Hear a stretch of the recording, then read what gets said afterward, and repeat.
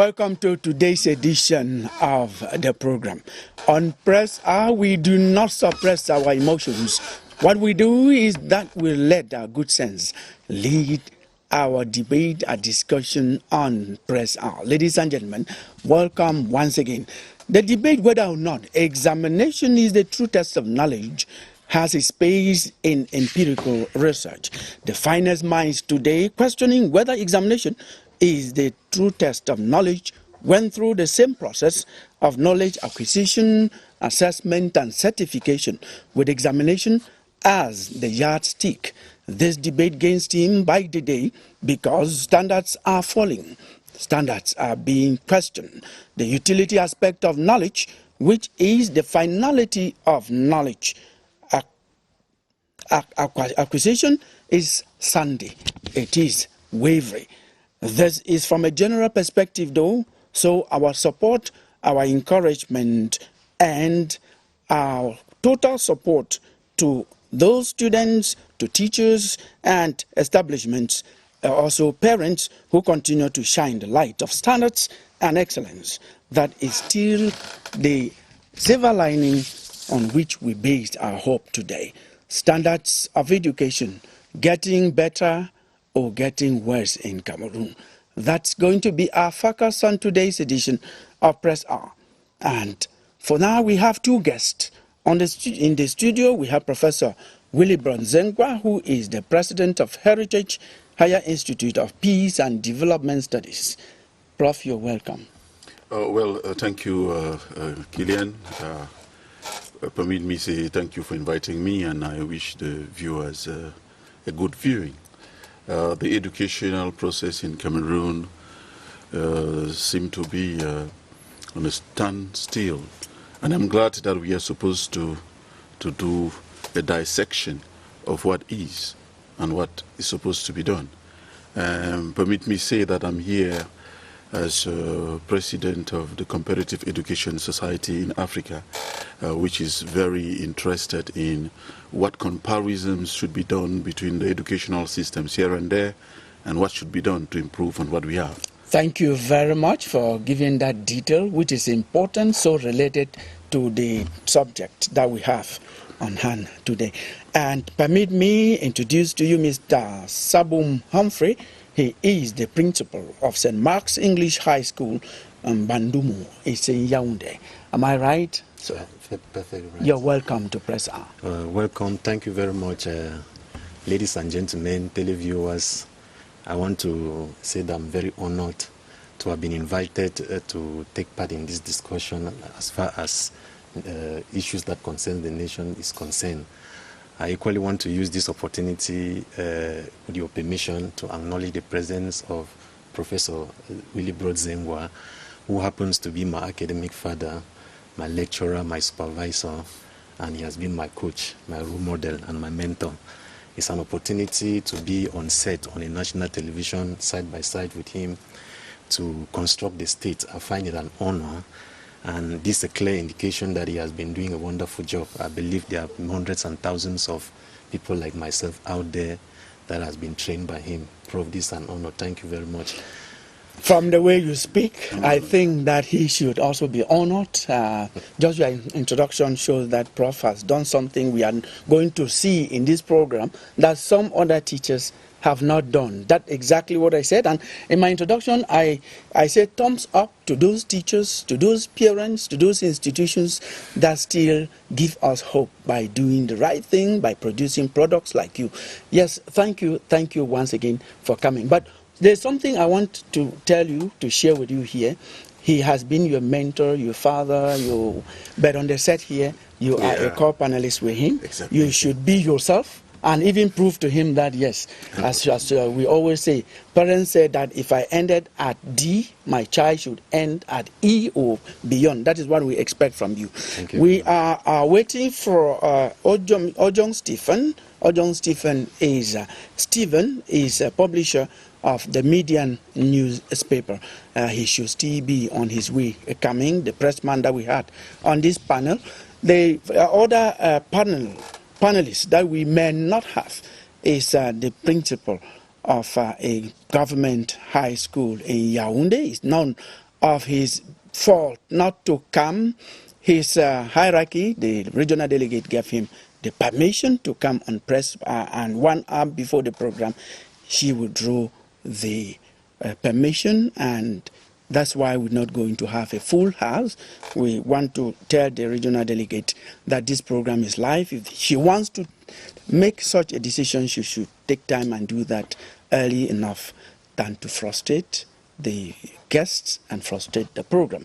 Thank you very much. We await Ojong Stephen, who is supposed to be on his way coming, but these very intelligent and high-level panelists we have here are going to keep you posted on this program. Now we're going to go into the press review and that reviewed all the events that happened during the week.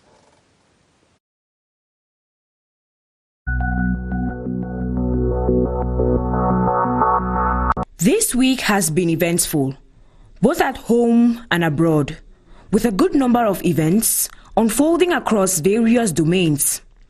Pressmen have worked tirelessly to replay these fast-paced developments to their audience. Let's begin with the news on the President of the Republic of Cameroon, who is in France for the Olympic Games. Cameroon Insider, in her second issue of the week, spotlights President Paul Biya and the First Lady in Paris, informing readers that the presidential couple was seen off at the airport by notable officials such as the Prime Minister, Chief Dr. Joseph Dion-Gute, and the Secretary General of the Presidency, Ferdinand Gongo. In the same vein, the national bilingual daily newspaper Cameroon Tribune describes the Paris Olympics as one of the most important sports competitions, as the presidential couple sojourn there to support the athletes who will be disputing medals in the various sports domains. Meanwhile, Municipal Updates links the head of state and his visit to Europe to the extension of mandates for municipal councillors. The 50-year-old Cameroon Tribune also taglines the extended term of office for municipal councillors as they make known that a decree was signed by the President of the Republic on July 24, 2024, allowing them to extend serving from February 2025 to May 2026. Over to the Fair on Government Action, SAGO, which began and ended this week. The Guardian Post headlines on a conference on Friday, July 26th, presided over by the Interim Minister of Mines, Professor Fu Callistrus Gentry, who outlined the impact of their projects on citizens. Nga Christian's paper also expounded on the Minister of Communications' speech at the opening ceremony, which explains the government's efforts to improve better living conditions for her citizens. That sweeps us to aspects concerning the economy. The media newspaper closely examines the issue of the current National Hydrocarbons Corporation, SNH, addressing speculations of possible ejection of the Director General from a seat they described as coveted. While the Guardian Post x-rays the International Monetary Fund's directives in the transfer of idle funds between COBAC and SEDEC. This in a bid to debunk claims that the IMF has sided with COBAC. Municipal Updates, on its part, discusses the legal consultant Emmanuel Kedi's project to boost commercialization, innovation and creativity in Africa through its platform Apia Africa. There was a reason to dance for some within the week as the GCE results were released. The English Daily describes the drop in performance as slight, revealing that it has plunged by 6.5% compared to last year's session. The percentage pass this year is 60.08%. The Horizon captions on the release of the GCE results in a more serious tone, ending with an exclamation sign to underscore the gravity in the drop. For news out of Cameroon, Municipal Updates on Tuesday proposed an opinion jar to her readers, examining Biden stepping out of election and what it means for democracy in Africa. These and more made news this week.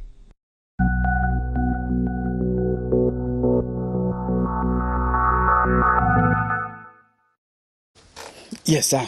That's what the newspapers fed on in the week that just ended. I'm going to ask Mr. Sabum, is there something that was catchy that you want to talk about from the newspapers, apart from examinations that we are going to focus on? Of course, thank you very much. I think what actually caught my attention first was the President's visit to France to take part in the opening ceremony of the Olympic Games. I think the President attending in person is a true demonstration of his sportsmanship. And of course, you agree with me that he's going to France not just for the love of Paris, but it is going to, if you look at the delegation he's taking along, you realize that you agree with me that we are going to feel the impact back home. Then secondly...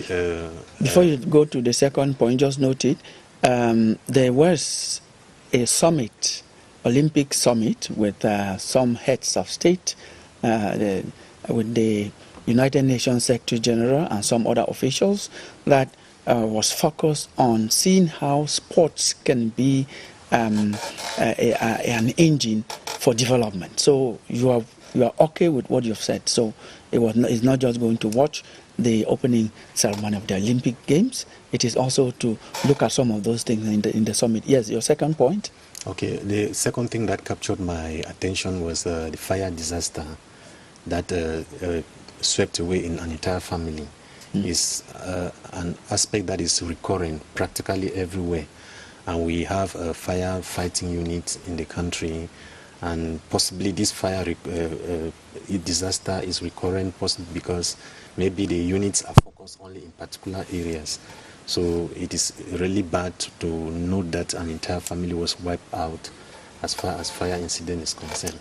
Thank you very much. Before I hand over the microphone to Professor Zengba Willie Broad, let me tell you the conversation I had with the commander of the firefighting brigade.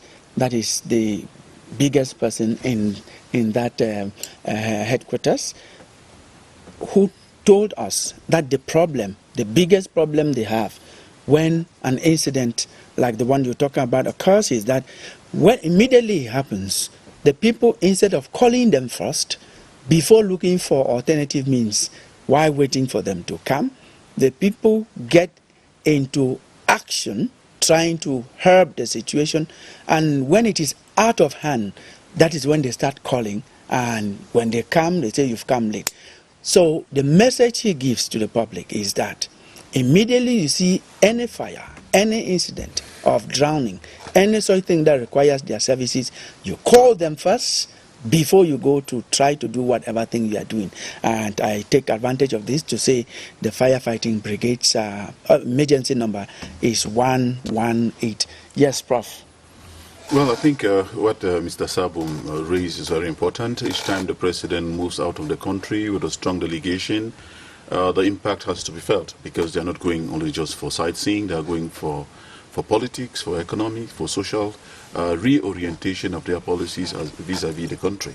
I think one of the most interesting thing to me would be the SAGO, bringing the different ministers together, ministerial departments together to do maybe evaluation, I should say, and promotion, evaluation and promotion of whatever thing they do.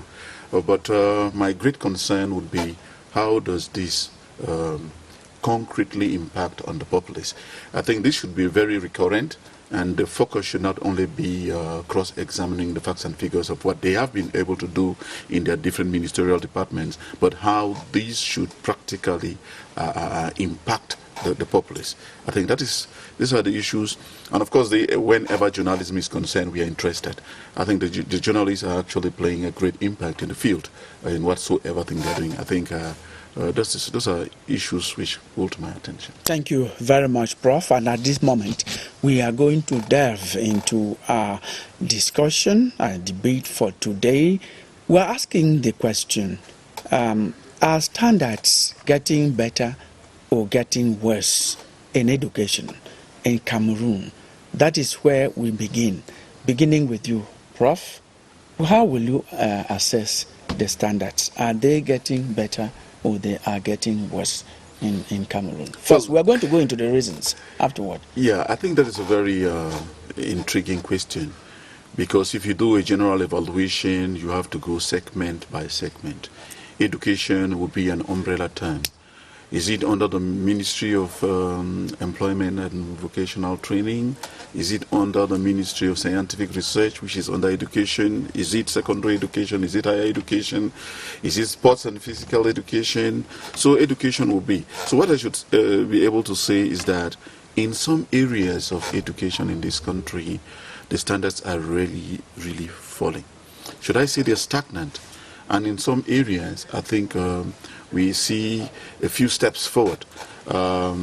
Formerly, we used to have every year multiple schools being created in general education, but we have seen some sort of an increase with the current Minister of Secondary Education in technical education, technical and commercial education. So we are improving towards that direction. There is equally an improvement in higher education because of professionalization of higher education. But the speed break there would come when we have a multiplicity of these higher educations, which might not be strong enough to carry on the professionalization which the Ministry of the Minister of Higher Education is promoting. So I should say that in some areas we are advancing, in some areas we are stagnant, and in some areas I think we are regressing. Based on the yesteryears. Thank you very much. I had to open that question. If I didn't, you would not have given this answer that some of us didn't quite see from the beginning. Yeah. Let us look at the GCE results, the baccalaureate, that is the French equivalent of the GCE advanced level, and then the other exam, which is the equivalent of GCE ordinary level. The standards this year have fallen, further fallen. The baccalaureate, for example, is at 37%, generally speaking, and the GCE, I think, advanced is at 67 or so percent, down from over 70 last year. So when we look at that, we can say there's something wrong. Well, there's something actually wrong. But when we do evaluation, we should expect that the results are either improved or the results drop. Permit me take this opportunity to congratulate and encourage teachers, those who sacrifice their time on a daily basis to transform little minds to become much more responsible. I should also take the opportunity to congratulate parents who are doing everything possible despite the difficulties to ensure that their children have an education.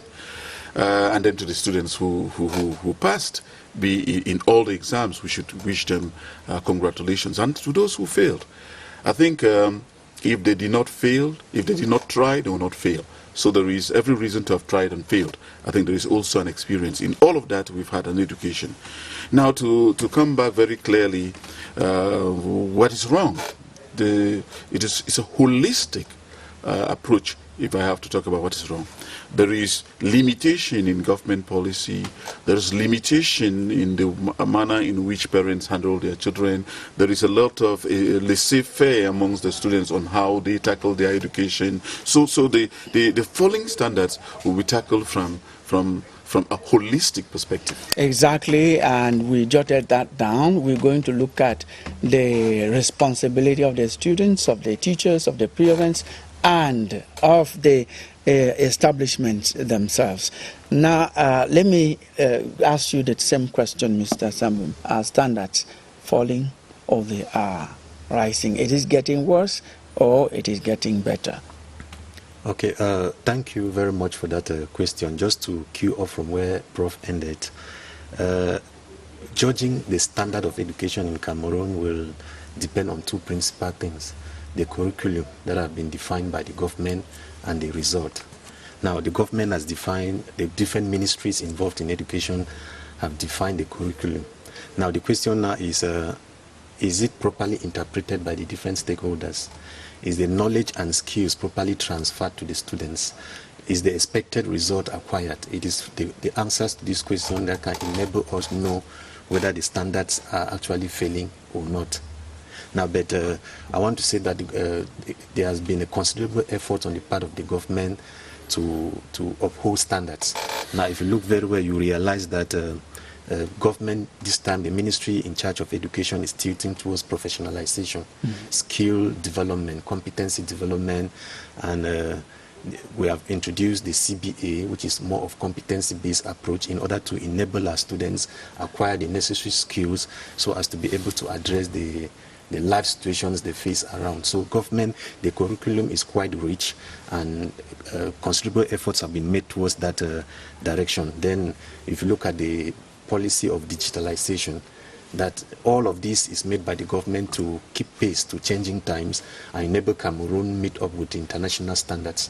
So I strongly believe that efforts are being made, and if you look at also increased access to education, we have schools spread all over everywhere just to increase access, which was not the case before. Now people used to travel kilometers looking for where to study. Then the involvement of the private sector as well. The private sector has been accompanying the government in this direction, trying to create quality education. I think if you go to, especially in Anglophone regions, you realize that there are institutions that have been of standard, producing quality results and trying as much as possible to meet up with the standards. So the government effort to liberalize the sector and the coming in of the private sector in order to boost the system is quite an initiative we should appreciate. Now, I'm taking my breath because in the streets, someone listening to you, except they don't speak to you the way they speak to me, will say you sound too good to be true, as if there is no problem. Because this is what they generally say. We still apologize and we encourage those who are excellent, those who are fine, because we still have very fine minds that are fabricated in those schools. But when we see so many failing, out there they say O-level, A-level students back, and some are even stepping up to the universities, that they cannot, a good number of them, cannot write a simple letter. So that is the utility of knowledge, that yes, you are giving knowledge. Is it getting to its finality? Well, I think here I was simply responding to your question as to the level of the standards, whether the standards are falling, whether they are not. So I'm trying to look at the good things. The good things first. Yes, you didn't talk about this. You didn't actually, when you speak, you sound, as I say, I want to repeat, too good to be true. That everything is good, encouragement this way, opening more that way, and then that children are getting knowledge. The point now is not whether they are getting knowledge. The point is whether that knowledge is useful and it is up to standard. That is exactly what we are. Since you've gotten into that part of the debate, let us get your opinion on that. Whether you are proud of 9, 8 out of 10 students you teach. If you are proud, then why do they fail the exams that you set? For example, let us just begin with exams, which is the test, the official test that the country has, that it's around the world is the examination until we change that. It is examination, and the examination is showing that more are failing. Yeah, like I said from the beginning, I was like trying to look at the efforts first. What are the efforts being put in place? Yes. Now, when we look at the effort, it does not mean that there are not challenges. There are enormous challenges, and at the end of the day, if we want to try to balance our judgment, you realize that enormous efforts are being made both by the government, by the private sector, by the parents, and even the students. But it does not mean that there are not challenges. We are going to also identify the challenges, which are possibly the reasons for the declining state of trend. Yeah. Yes, Prof. A reaction to that before I open the new chapter. I think he's very right. He was trying to see, to the best of my appreciation, the legislative dispositions, the provisions which have been put in place to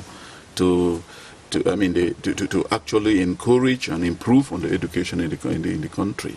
I think the point now is what is the dichotomy between those provisions which exist, which give the government, the private sector to operate, and the reality in the different schools and the opportunities in the country. I would like to say that I did say before that it is improving to an extent, it is also declining, and at some points it's stagnant. Permit me say this. the Heritage University Institute decided to organize a competition on peace, bringing together 10 different schools and universities. Let me say that the first 3 best students came from secondary schools. I don't need to say from which schools those students came from. And when we had time to read over the essays of the first 3 students, I should say the first student is in the University of Buea currently. The language that student wrote from a private school in Yaoundé, you will not permit me to give the name of that school. I read it over and over and over whether I could identify one fault in English. I did not see. So what I want to use this example to get is that there are some schools and some students who imbibe some seriousness in what they are doing. But there are other schools which, I mean, the proprietors, be it private, government schools, the principals simply just want the academic year to come and go. But there are others who actually want to do real education, which is not only limited in the classroom. They really want to imbibe performance, output. And so we want to say that it is falling in some schools where there is laissez-faire. It is serious in other schools where there is concrete action being put in place to push forward the agenda of the government. I will meet you the next time and ask you whether that particular student that marveled you have investigated and seen from which family that student came and the type of parenting the student has. In that case, we'll be able to see whether it is the effort of the student or it is part of what the parents are doing, the teachers are doing, the students themselves are doing, and the institution. Now, you can take over, but you will answer this question, yes, which is part of the in-depth analysis of what we were going to do here. What is the responsibility of the parents? But you can continue with your thought before you open that responsibility of the parents. I think the responsibility of the parent is very, very important. Permit me say that this child is from Oku. This child has a peasant background. This child has is a father, a primary school teacher. And it isn't only dependent on the parent. It is also dependent on the interests of the child and how the school tinkers that child around to match what he gets, his interest, to the reality. I think it works. What is the role of the parents? The parents have a very, very serious role to play. There are parents who are very disciplined and they encourage discipline in their children. There are other parents who promote laissez-faire, who do not even want their children to work in the house, not less talking of working in school. There are some parents who want to intervene and even use corrupt practices to get their children go through. So we see a situation where I say there is some sort of exaggerated human rights. Because some children don't go to school, they go to classes when they want, they go to the bars and drink, they do all sorts of nasty things, but they will not want such children to be punished. I mean, yes, they even intervene. We have seen the minister, for example, sanctioning students, and we have an outcry. Why should these children be sanctioned? Because there is do we want results? I think if we want results, then there should be basic code of conduct that the student should be able to. Your question was the role of the parent. Yes. The example I gave maybe is from a parent who is a teacher, but it's not all teachers. Maybe also, yes, as you say, from a humble background, they make sure that they keep the child also understands. We are not saying that all the parents from humble backgrounds or all children from humble backgrounds can actually make it. So we are putting 3 things together. The humility, the background, the first impression. Does the student or the student really want to learn? I think it becomes from the student. And the parents are only there to encourage. And the school is only there to bring in and respect the curriculum. I think that is what we are struggling to say. Parents from very rich families, sometimes they're not very performant, not all. Students from very poor families, because they don't even have the means to pay basic school fees, cannot be able to be performant. But we are saying that everything being equal, when the standards are laid down, the parents must be able to respect the basic canons of education as parents at home and encourage the teachers to follow up in the curriculum and get the schools. We've gotten exaggerated in discipline where the students don't even respect the teachers. We have many of the secondary schools, the children don't respect the teachers, and it comes from home. So all of education, that education which I always say, which is not based in a classroom situation, starts from home. So when the students are not properly brought up at home, when they are not properly made to understand what should be at stake, they are going to be derailed. We are on the role of the parents, Mr. Sambu, Humphrey. Are there some of those things that parents fail to do that Professor Willie Brodzingwa did not mention?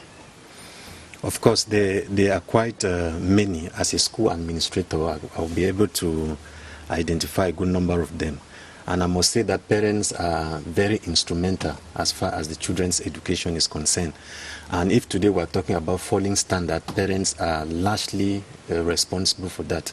Now, the experience we have today is that many parents believe that the moment they get a child admitted in the school and pay fee, that is all, they disappear into thin air. Now, the moment you identify abnormality with the child and invite the parent, they are never there. They are hustling and forget about the children. And what even is heartbreaking the most is that some of these parents are so protective. They protect their children at all levels, and they can swear for the children. You hear a parent tell you that my child cannot do this, my child cannot do that. Whereas in school you are seeing something else. Of course, and I use this opportunity to tell parents that the children they have at home, when the children are at home, they are angels. They behave like angels. But the moment they step out of home, why in school or in the community, there is a different ball game. So parents are very instrumental. When you see a parent challenge a teacher, maybe because of the student, or castigate a teacher in front of the student, what do you expect from such a student? I remember when we were growing up, the moment you commit an offense in school, you are seriously punished, and you make sure your parents don't get to know about it. Because the moment they get to know about it, they will not find out what happened. Yes. They punish you again. And the moment you commit an offense at home, your parents will punish you and again refer you to the teacher. So we're midway between when the teachers are hitting from school, the parents who are hitting from home, you will are sit about up. to be Yes. to sit up. But today, the moment you correct a child in school, the parents will come up and castigate you and defend their child and claim that the child cannot do this, cannot do that. But meanwhile, it's not true. We deal with them on regular basis. They spend more time with us, and I must bet we master these children even more than their parents. They have multiple colors. At home, they behave like angels, but back in school, there is a different ball game. But you see, in St. Mark English High School, where I'm principal, we are conscious of these problems, and we've tried to put in place strategies on how to overcome them. The first thing is that discipline is the bedrock of any academic success, and so we have reinforced our discipline with 4 discipline masters, a counseling department, and we work in collaboration with parents, either organizing regular meetings, have a WhatsApp chat group that we communicate with them, and personally on daily basis I inform parents whether the child is in school or not. You are going to give us details of that and even give examples, given that you are an administrator. I told you we're going to look at the responsibility of the parents, of the students, of the institution, what you're talking about. Trust me, we're going to come to the institution. You will give us even examples about that. And I've not forgotten that teachers also, we're going to talk about that. Now, just talking about parents, I want to close that chapter on parents, hoping that our parents are listening, are watching us, and are probably taking notes to know exactly that these children, they have a huge responsibility to keep them safe, sound educationally. Now, talking about parents, there are some parents who spoil their children with money, with gifts, and instead of making them concentrate, they get distracted because they will go around using the money to do. Is that one of the things that parents should watch out for? Of course. It's very important, and I think one of the major reasons for this fall in the standard of education is access to telephone, things like telephone and internet and so on. So some of these parents who give out phones, it's true. When we're talking about digitalization here, we can't operate without the phone. But it's a question of how responsible are we in using these phones? And we realize that most of these students, even when the phone is acquired to help them carry out research or facilitate learning process, they divert into other things. That's why today you realize that most of our children are experts in all the social media handles like Facebook, Twitter, WhatsApp. They are experts. They're not expert in quoting renowned writers. Yes. If you ask them information about the football stars, they have all the records, their network. If you ask them who is Shakespeare, who is Molière, who is some of these very popular writers, they will not know. That's what you were doing, Prof. You were quoting books and their authors. Now let us go to teachers. We've talked about parents. We talked a bit about students. Now let's talk about the role of the teacher. What is the responsibility of the teachers in the standards that we think are generally falling, to use your word? Because we have areas where some are stagnant. We have areas of improvement. We're going to begin with you this time. Okay, so practically you realize that today almost everybody wants to be a teacher. Maybe possibly because of the economic situation of the country, and the teaching job is the easiest to find. Now, you agree with me that even those who are trained in professional schools as teachers, just a minor percentage of them actually have the passion for teaching. And that is why if you go to most of our government schools around, you realize that they have deserted their work, and they are busy teaching in private schools. So the economic situation of the country has been in such a way that people get into the teaching profession not because of the passion they have for teaching, but because it's a way of survival.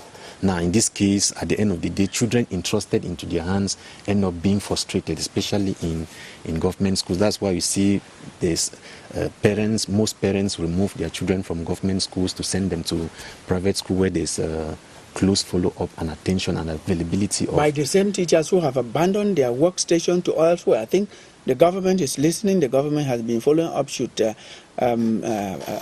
increase the measures to make sure that the teachers in government schools that you're talking about do not abandon the children, do not abandon their work for some other thing.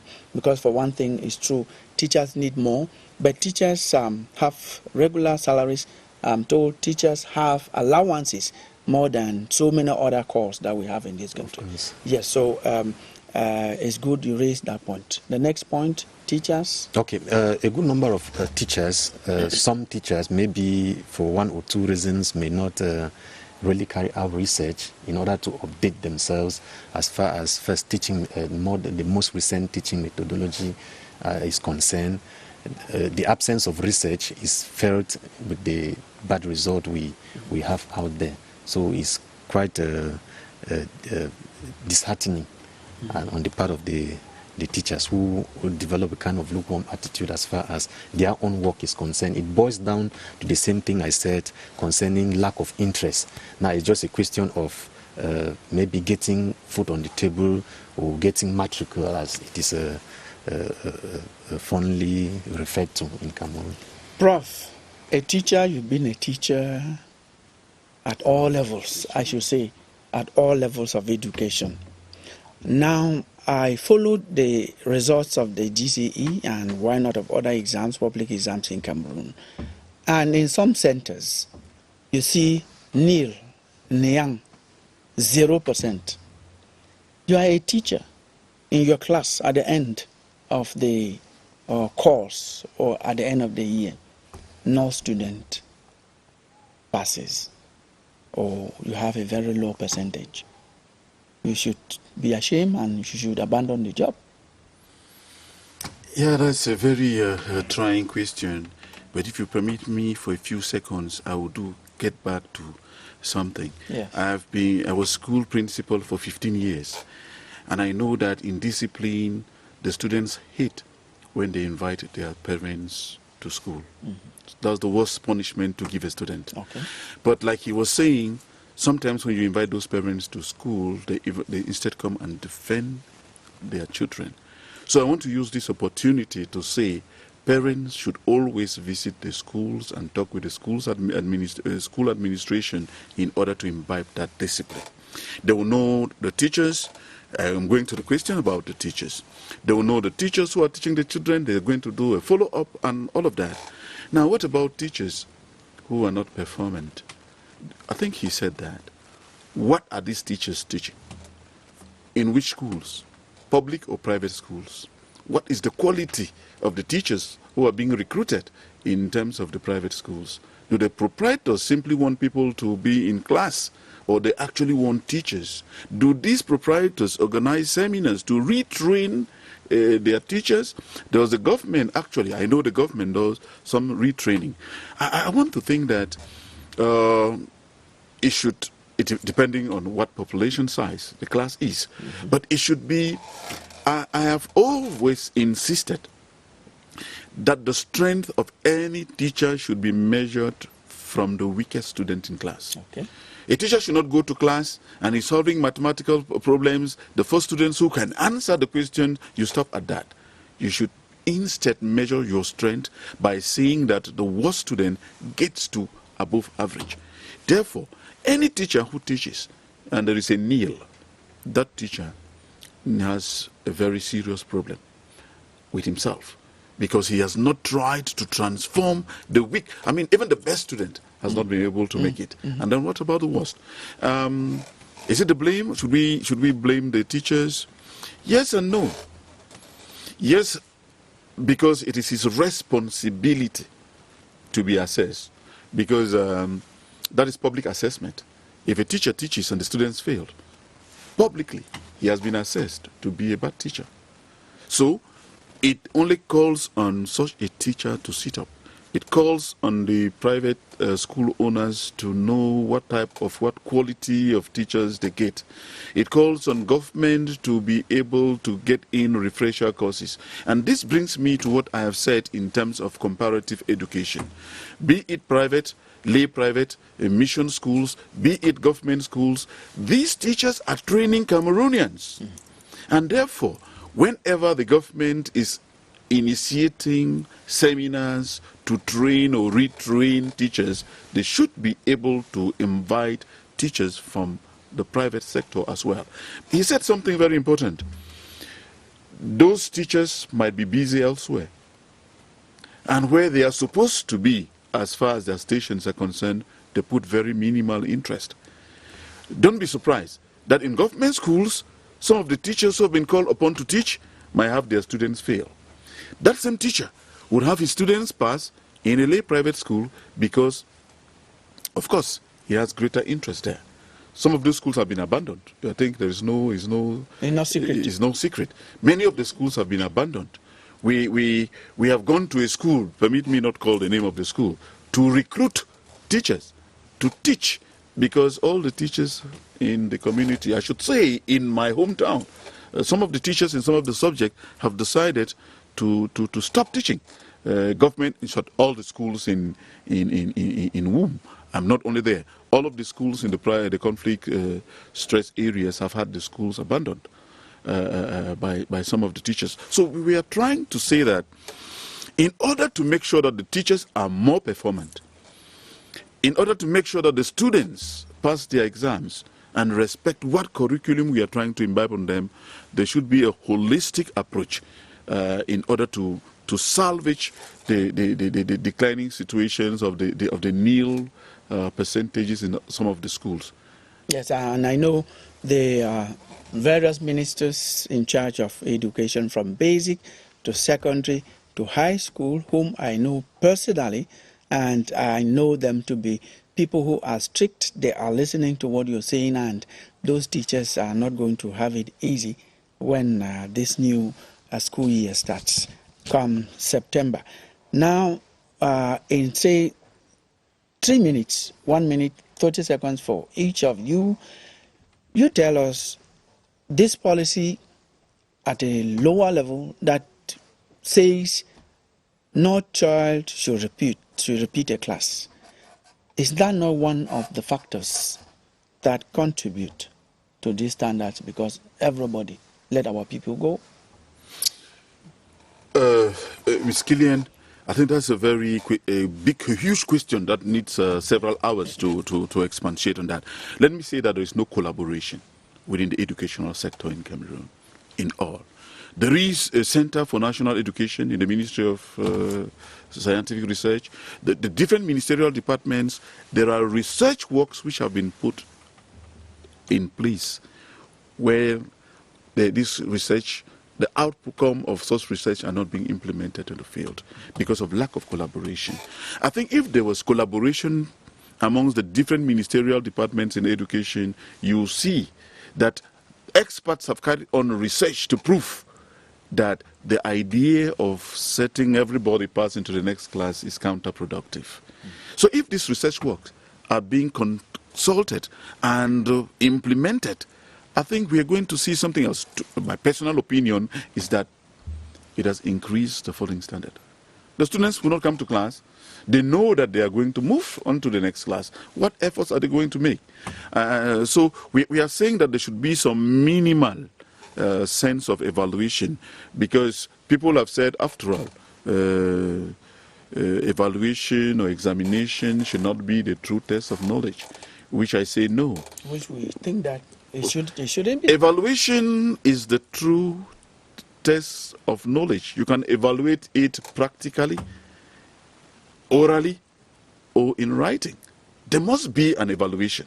The teachers are almost always evaluated by the performance. So there should be a way of evaluating students, and there is no reason why a student should have 18 and goes to the next class, and a student has 5 and goes to the same class. Okay, on that point. Okay, thank you very much. I think this issue of promoting all the students is one of the biggest problem that has contributed to this bad or declining state of our result or our educational system.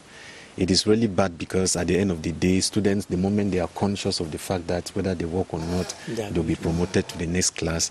They'll be promoted to the next class. You realize that at the end of the day, they stay home, they don't come to school, they don't respect instruction, at the end up being a disaster. But it's just one of the problems. Now, as I said from the beginning, if you look at the curriculum, especially at the elementary level, if you judge a primary school pupil with just the size of the bag they carry, then you can imagine the number of subjects that are loaded, and at the end of the day, these children are what they say, they are jack of all trades but master to none. So at the end of the day, then again you realize that there's this problem. Thank God the government reduced that into one subject, one textbook, and the big bags that children used to carry, I've had children, that bag has reduced to a smaller bag.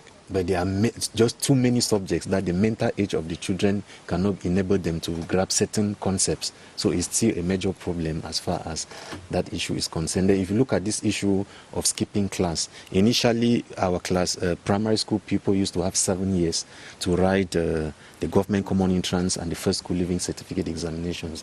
And during that period, some children used to write in class 6, sometimes hiddenly or even exposed. Now it was officially reduced to 6. Now some parents are forcing the children to write in class 5. Now at the end of the day, you find a child of 12, 13 years who is writing O-level. Under normal circumstances in the past, that child should be starting from 1. Now you see the mental age and forcing them to go through such and it continues. When that child gets to Form 4, the parents say she will register the child for the advanced, Form 4 for advanced level. They go to advanced level and they try to write even in lower 6. That's why when we receive most of these children, you realize that they are totally blank as far as language is concerned. We have to get teachers to teach them word building for them to catch up. So it is just one of the many problems that is contributing to this poor result. Then lack of reading culture. We have a generation of students who don't want to study. I remember when we were growing up, we used to take the lamb, this bush lamb, to a neighboring primary school and spend the whole night studying. But today we have children who have basically everything, electricity, reading tables, everything. But no culture, no culture. The reading culture is basically absent. But if you ask them anything about XBET, drug consumption, stars, footballs and music stars. They will tell you everything. Now, that is the irony in the whole thing. A But big, the question big now irony, is, yes. why not just divert that skill Interest. to the right quarters. Yeah. Now we're going to talk about institutions. You know, I promise you that we were going to handle those 4 aspects of learning, of education, where you have to assess standards. Now, institutions. Now, beginning with you, I said you already announced what your school is doing. Can you give us practical examples of discipline, of some other thing that the institution is doing to make sure that students don't get astray, that standards are maintained or put at the best? It is important to note that I am principal of St. Mark English High School, Bandumu. It is located just after Simbok, midway between Vaclair and the Arab Contractor Quarry, and we had outstanding result as far as the 2024 GC session was concerned. We had 95% for advanced level and 93% for O levels, and so the school is located in a very calm, quiet and conducive environment for studies to take place. The attractive nuisance is completely absent. Of course, it is quite fenced with 4 discipline masters and security operatives to monitor the movement and movement of the students. And as I indicated, we work in collaboration with our parents to ensure that we hammer this issue of indiscipline. That is why the children cannot leave the house and go somewhere else, because they know that on daily basis. I personally send that information to parents. By 9:30, I should be able to inform the parents of whether the children are in school or not. Now, when you were giving those results, I almost forgot.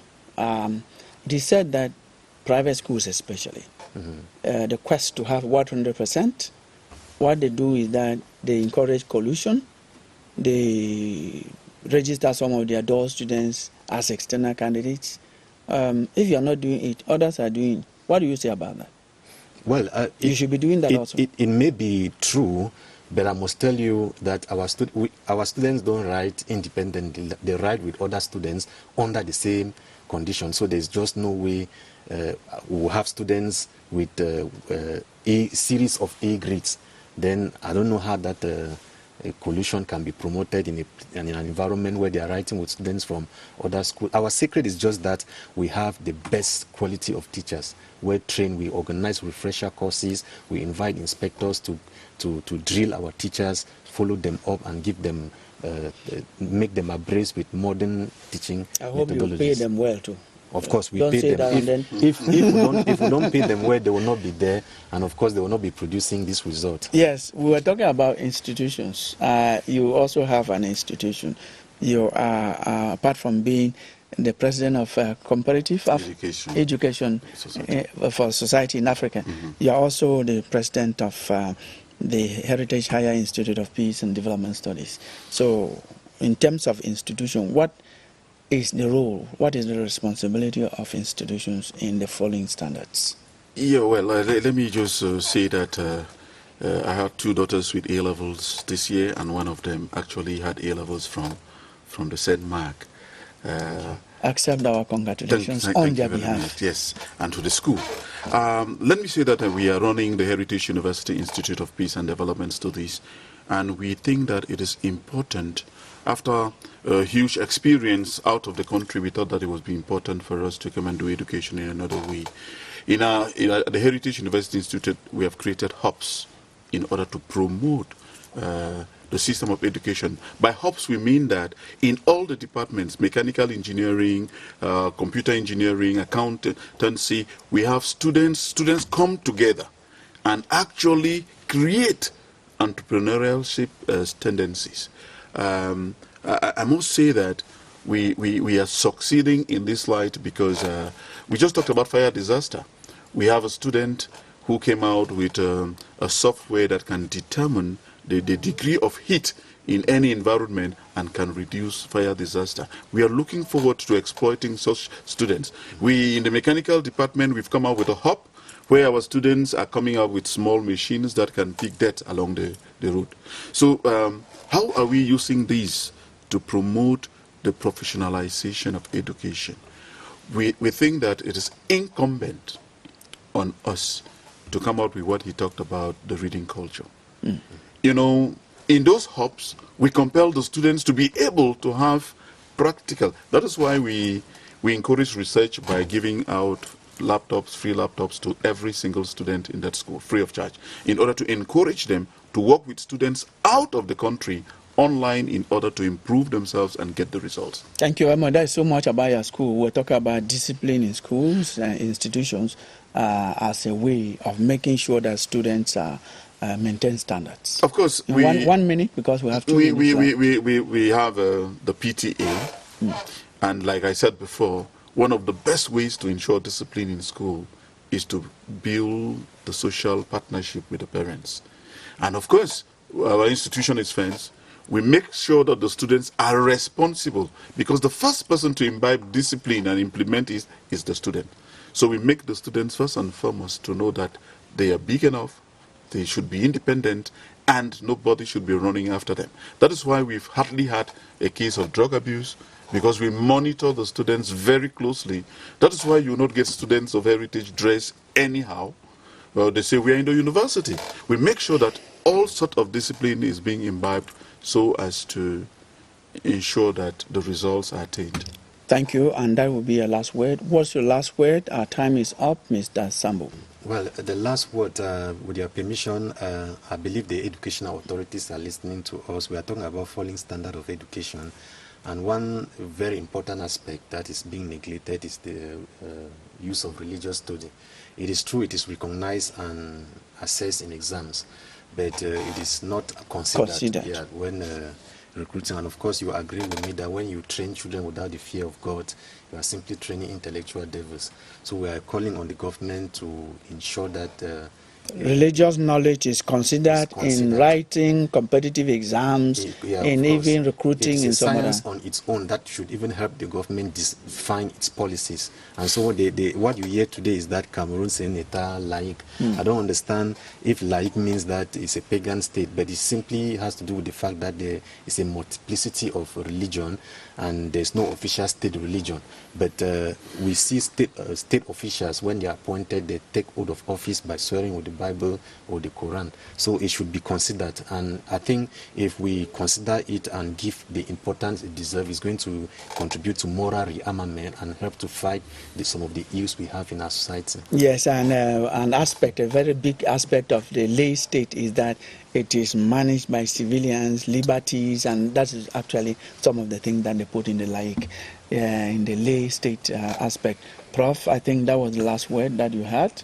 You want just 30 seconds? Well, I think we are glad to be here, and we think that the parents, the teachers, the society as a whole, the government has the responsibility to make sure that the education of the children actually prevail, and that the curriculum or the curricula should be adopted in such a way that there is a need-based assessment first. What is the curriculum? Does it match with the needs of the local realities? Thank you very much. That's where we should be calling our curriculum. Thank you very much, Professor Willibrod Zengwa, who is the president of Comparative Education Society for Africa and president of Heritage Higher Institute for Peace and Development Studies. Thank you, Mr. Sambum Humphrey, principal St. Mark's English High School, Bandung, Yaoundé. We missed out on Stephen Ojong. We don't know what happened. We also missed out on principal of a government school whose permission was withdrawn at the last minute by his regional delegate. Ladies and gentlemen, thank you. We still had a discussion with these two very august panelists. This program will be rebroadcast on Monday on CRTV Premium at 2:30 p.m. and after the news at 9 p.m. After the news in the French language at 9 p.m. in CRTV News on Wednesday. Thank you once again for watching.